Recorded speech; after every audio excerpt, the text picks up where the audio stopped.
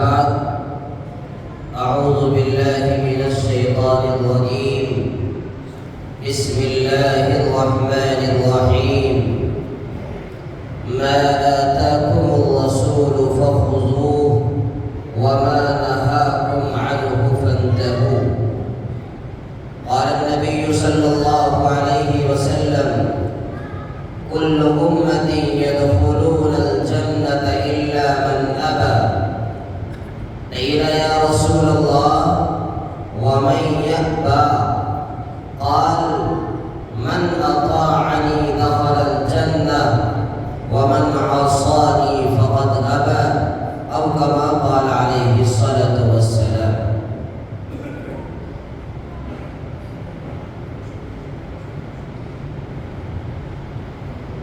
کسی نے کہا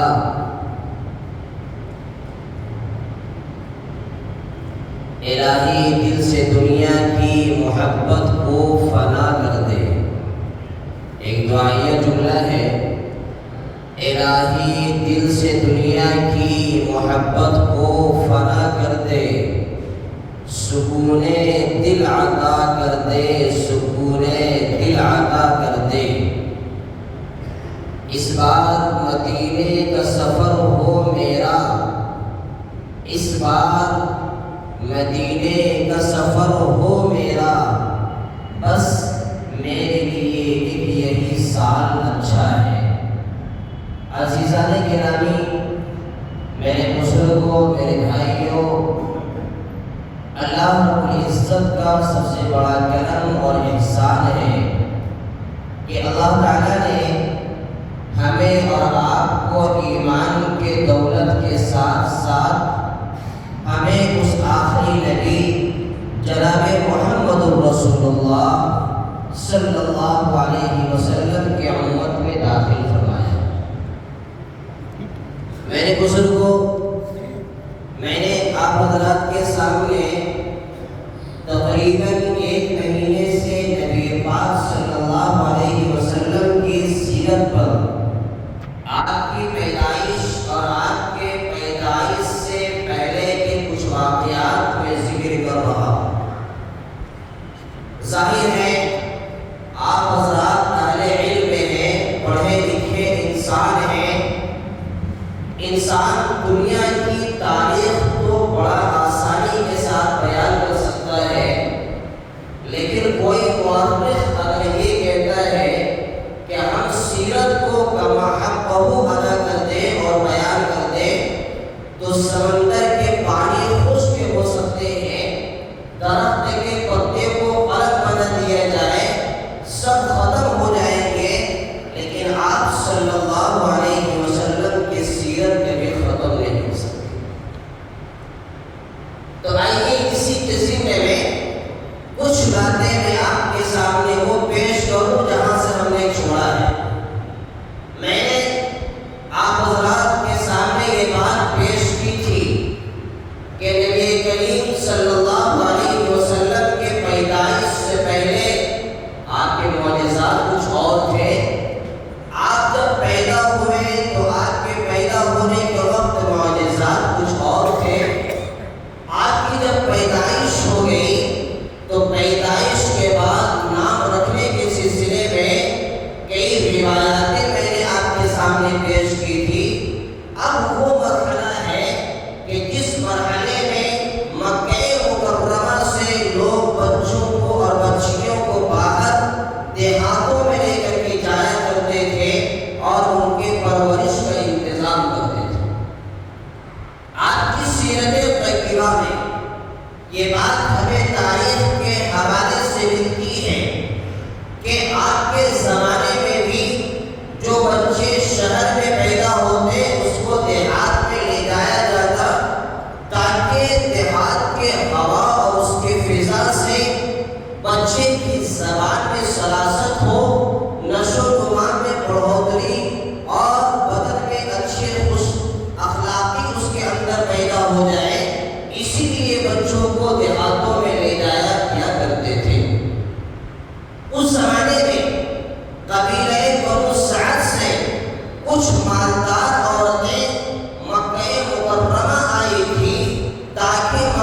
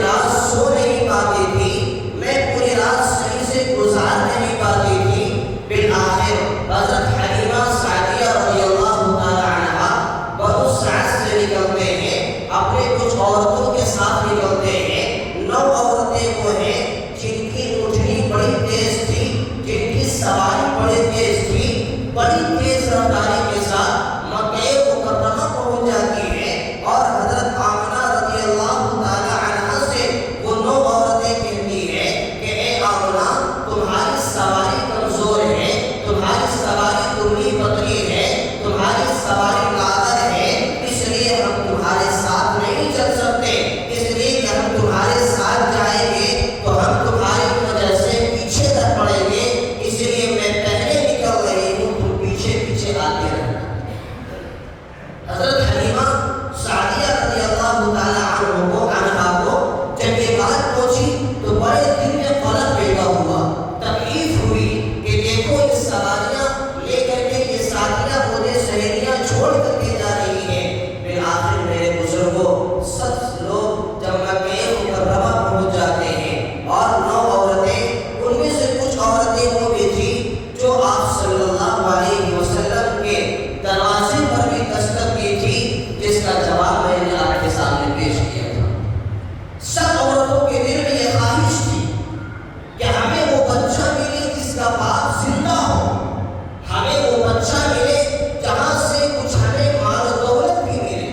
ہمیں وہاں سے وہ بچہ لینا ہے جو بچوں کے ساتھ ساتھ مجھے خزانہ بھی ملے۔ عزیزان گرامی، ایک عورت آتی ہے، حضرت آمنہ رضی اللہ تعالی عنہا کے دروازہ کھٹکھٹاتی ہے، باہر سے آواز دیتی ہے میں بچہ لینے کے لیے آئی ہوں، تمہارے گھر میں بچہ ہے یا نہیں ہے؟ حضرت آمنہ رضی اللہ تعالی عنہا اندر سے جواب دیتی ہے ہاں بچہ تو ضرور ہے، باہر سے آواز دیتی ہے کیا اس کے والد موجود ہیں؟ حضرت آمنہ رضی اللہ تعالی عنہا کہتی ہے کہ نہیں، اس کا والد موجود نہیں ہے، یتیم بچہ ہے۔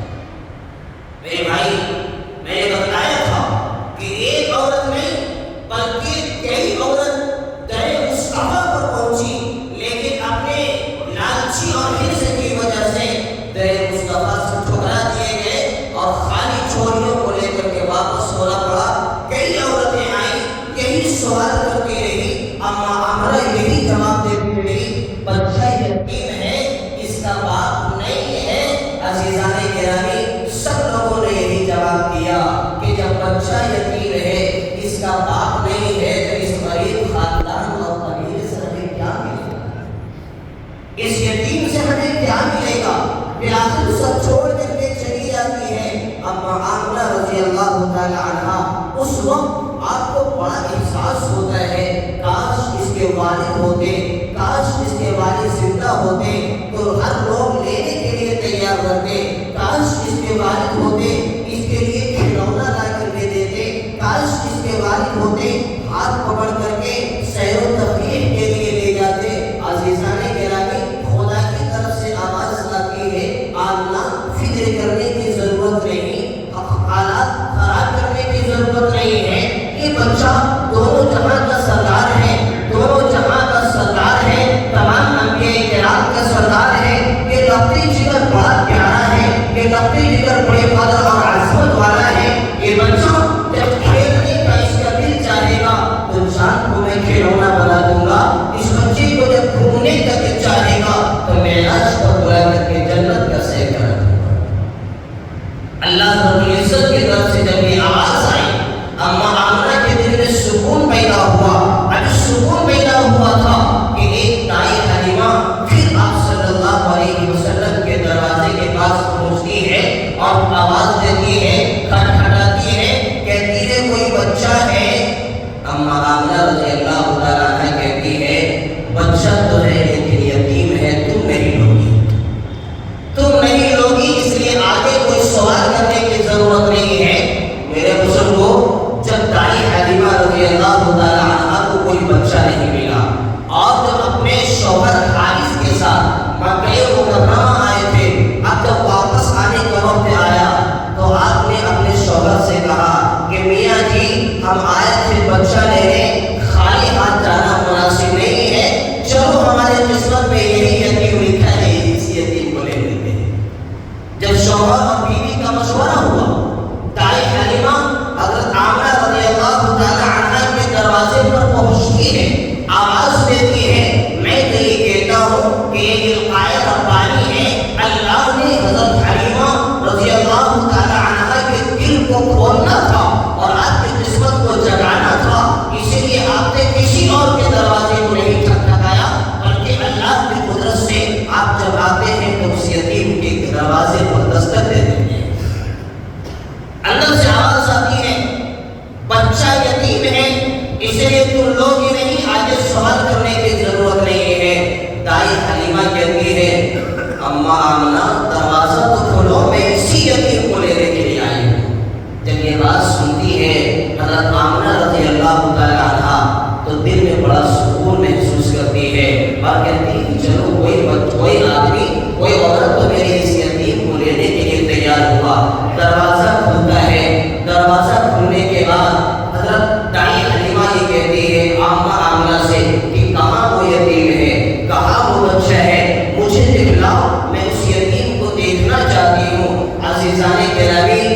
تاریخ اور مورخین لکھتے ہیں کہ جیسے ہی اس کمرے میں جناب محمد رسول اللہ صلی اللہ علیہ وسلم لیٹے ہوئے تھے، اماں آمنہ نے دروازہ کھولا، دائی حلیمہ دروازے کے اندر داخل ہوئی، بے ضابطہ یہ پکار ہوتی ہے کہ آج یہ خوشبو، مجھے جو خوشبو محسوس ہو رہی ہے جیسے کہ جنت کو کوئی دروازہ کھول دیا گیا ہے۔ سبحان اللہ۔ آگے اور اللہ کے پیغمبر علیہ السلام لیٹے ہوئے ہیں، آپ کے اوپر سفید چادر آپ کو اڑا دیا گیا ہے۔ اماں آمنہ سے کہتی ہے کہ ذرا اس یتیم کو مجھے دکھلاؤ۔ اماں آمنہ رضی اللہ تعالی عنہا اپنے بچے سے کپڑے کو ہٹاتی ہے، دائی حلیمہ دیکھتی ہے، جیسے ہی کپڑا ہٹایا گیا دائی حلیمہ کی آنکھ آپ صلی اللہ علیہ وسلم سے ٹکرائی، آپ نے آنکھ کھولا اور مسکرانا شروع کر دیا۔ دائی حلیمہ یہ کہتی ہے کہ میں خدا کی قسم اس بچی کو دیکھ کر کے اور اس کی مسکراہٹ کو دیکھ کر کے میں نے یہ محسوس کیا کہ مجھے اس گھر مصطفیٰ سے دنیا کی دولت نہ ملے لیکن الحمدللہ میری قسمت آج سے جاگ اٹھی اور جاگ اٹھی۔ آپ کی مسکراہٹ سے دائی حلیمہ نے یہ محسوس کیا، بالآخر آپ صلی اللہ علیہ وسلم کے سینے پر آپ نے ہاتھ پھیرا، آپ آنکھ کھولتی ہے، اس وقت دائی حلیمہ یہ کہتی ہے اماں آمنہ یہ یتیم میں بچہ ہے، خدا کی قسم میں دعاؤں میں رہتی ہوں، آج تک کہ میں نے ایسا حسین اور خوبصورت بچے کو نہیں دیکھا۔ کیا حسین، کیا حسن و جمال تھا۔ حضرت آمنہ رضی اللہ تعالی عنہ کہتی ہے حلیمہ تم گاؤں میں رہتی ہو، میں پورے شہر میں رہتی ہوں، آج تک میں نے ایسا حسین جمیل اور خوبصورت بچہ نہیں دیکھا۔ آواز اوپر سے آتی ہے جبرائیل چاہتے ہم نے اپنا محبوب بنا دیا ہے، پیدا کر دیا ہے، چاہ کر کے دیکھو لوگ ڈسکس کرتے ہیں، ایسا حسین اور خوبصورت بچہ نہیں دیکھا ہے، چاہ تو بھی دیکھ لے میرے محبوب کو، وہ بچہ کیسا ہے۔ حضرت جبرائیل علیہ السلام تشریف لاتے ہیں اور وہاں پہنچتے ہیں، دیکھتے ہیں، دیکھنے کے بعد خدا کے دربار میں حاضری دیتے ہیں اور کہتے ہیں رب کائنات ہم نے پوری دنیا کا سیر کیا ہے، سینکڑوں بچے ہم نے دیکھا ہے، لیکن آج تک ایسا حسین و جمیل خوبصورت بچہ نہیں دیکھا۔ اللہ رب العزت نے کہا کہ جبرائیل کہاں سے دیکھتے، جس ڈھانچے میں ہم نے اپنے محبوب کو بنایا ہے، اب اپنے محبوب کو بنانے کے بعد اس ڈھانچے کو ہم نے توڑ دیا، اس کی مثال کوئی دنیا میں دوسری نہیں آئی۔ اس جیسا خوبصورت بچہ اب دنیا میں پیدا نہیں ہوگا، اس لیے کہ بنیاد میں اور تمام صفات میں خوبصورتی اللہ رب العزت نے اللہ کے پیغمبر علیہ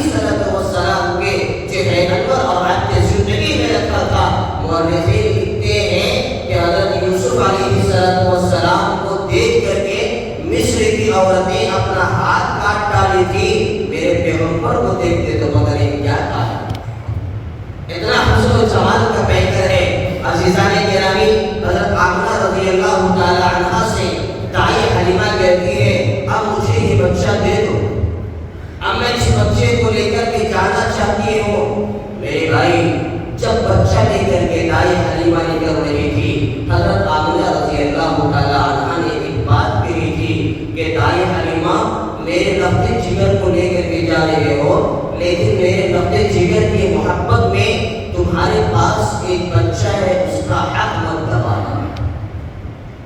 تمہارے پاس ایک بچہ ہے، اس کا حق مت گنوانا۔ اس کی تفصیل ہم آگے چل کر کے آپ کو ہم بتلانے کی کوشش کریں گے۔ عزیزان گرامی، دائی حلیمہ جناب محمد رسول اللہ صلی اللہ علیہ وسلم کو لے کر کے نکلتی ہے، باہر آتی ہے، خود اپنی زبانی یہ کہتی ہے کہ جیسے ہی میں نے اپنے پیغمبر کو اپنے سینے سے لگایا، جو میرے چھاتی میں اب تک دودھ نہیں آئے تھے، میں نے پیغمبر کو لگایا تو اللہ نے آپ کی برکت سے میرے چھاتی میں دودھ اتار دیا۔ الحمدللہ، یہ جناب محمد رسول اللہ صلی اللہ علیہ وسلم کے معجزات تھے۔ آپ فرماتی ہیں کہ جب میں وہاں سے لے کر کے باہر آئی، ایک رات میں مکہ مکرمہ میں جب میں نے گزاری، خدا کی قسم میری چھاتی میں دودھ آئے اور مجھے اتنا سکون ملا کہ میں پوری زندگی اب تک سکون کے ساتھ میری گزری تھی۔ جب یہ محبوب میرے پاس آیا تو آج رات میں بھی،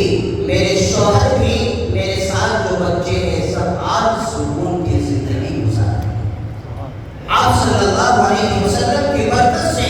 ہم صحیح طور پر سو رہے ہیں، دودھ پی کر کے ہمارے بچے سیراب ہو رہے ہیں، ایک خوشحال زندگی ہمیں ملتی ہے۔ میرے بھائیوں، 3 دن کا قیام دائی حلیمہ مکہ مکرمہ میں کرتی ہے۔ اب اپنا گھر لے جانے کی باری آتی ہے، اونٹنی کو اٹھاتی ہے، اللہ کے پیغمبر علیہ الصلوۃ والسلام کو بٹھاتی ہے، اونٹنی بیٹھ جاتی ہے، حارث آگے بیٹھتے ہیں، دائی حلیمہ پیچھے بیٹھتی ہے، آپ صلی اللہ علیہ وسلم کو بیچ میں بٹھایا جاتا ہے۔ مورخین لکھتے ہیں کہ جب بیچ میں آپ صلی اللہ علیہ وسلم کو بٹھایا گیا تو خدا کے حکم سے وہ اونٹنی اونچی نہیں رہی، وہ اونٹنی بیٹھی ہے۔ حارث بھی پریشان، دائی حلیمہ بھی پریشان، کیا اونٹنی کو کیا ہو گیا؟ اس کو جلدی تھی، جب ہم نے اس بچے کو بٹھایا تو یہ اونٹنی تو اٹھنے کی طاقت نہیں رکھ رہی ہے۔ اللہ رب العزت نے دائی حلیمہ کے دل میں ایک بات ڈالی اور اس نے اپنے شوہر سے کہا کہ میاں جی، جس بچے کو تم نے بیچ میں بٹھایا ہے، یہ ایسا کوئی سا بچہ نہیں ہے، یہ تو دونوں جہان کا سردار ہے، اس لیے اس بچے کو بیچ میں نہیں بلکہ گستاخی ہو رہی ہے، تمہاری پشت اس بچے کی طرف آ رہی ہے، اس لیے بچے کو آگے بٹھا کر کے ذرا دیکھو۔ حارث نے اس بچے کو اٹھایا، آپ صلی اللہ علیہ وسلم کو اٹھایا اور اپنے آگے جیسے ہی بٹھایا، اونٹنی خود بخود اٹھ جاتی ہے، اونٹنی خود بخود اٹھ جاتی ہے اور چلنے لگتی ہے۔ ایک دوسری روایت کے مطابق جب وہ اونٹنی وہاں سے اٹھی، مکہ مکرمہ میں چاروں طرف سیر کرتی ہے، جب بیت اللہ